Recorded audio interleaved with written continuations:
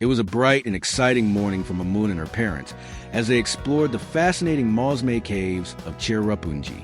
The ancient limestone caves stretched deep and mysterious, their damp air carrying whispers of secrets hidden within. Always full of energy and curiosity, Memoon raced ahead, her sneakers tapping against the rocky path.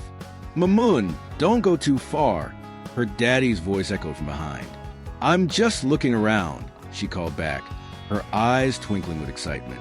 Deeper inside, Memoon found herself in a breathtaking spot where a shaft of sunlight poured through a hole in the cave ceiling, painting a circle of golden light on the ground. Entranced, she stepped right into the light. Suddenly, she felt herself lifting off the ground, spiraling upward into the beam. The light became so blinding she had to close her eyes tightly.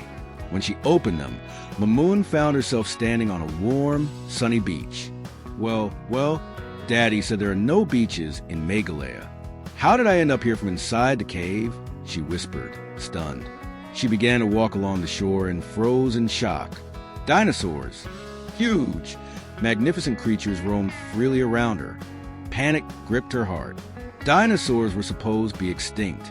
Terrified, Memoon quickly ducked behind some tall ferns to hide. Her small heart thudded loudly in her chest. She stayed hidden, trembling, when suddenly she heard soft sobbing sounds nearby. Peeking through the leaves, Memoon saw a tiny baby Triceratops, also hiding, also trembling. The poor little dinosaur was being bullied by a group of larger young dinosaurs, who had just stomped away laughing. The baby, scared and lonely, had found this hiding spot, just like Memoon. Their eyes met. In that instant, something magical happened. Both were scared, both were alone. They understood each other's fear, without needing words.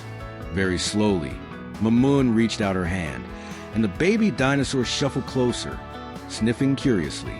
Memoon giggled softly. "Hey there, little one. I'll call you Tricki." From that moment, Tricki and Memoon became inseparable friends. Tricki followed Memoon everywhere, nuzzling her gently and even trying to copy her funny walks.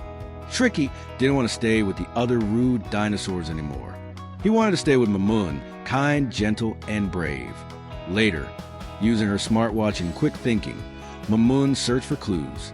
She stumbled upon an ancient article stored deep in old digital archives. It spoke of a time hole hidden inside the Mawsmai Caves.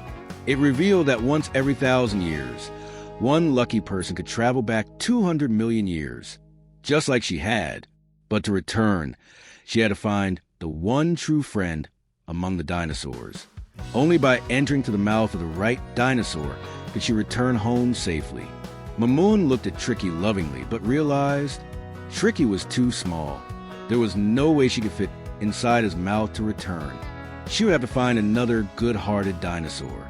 Determined, Memoon set off to find her destined friend, Tricki scampering at her side. Days passed, and while exploring a dense forest clearing, she heard a soft moaning sound. There she found Bronto, a gentle and enormous brachiosaurus, lying injured and weak. Without hesitation, Memoon got to work. Using her smartwatch and Google Lens, she identified healing plants nearby. She collected leaves, prepared medicine, and fetched fresh water from a river.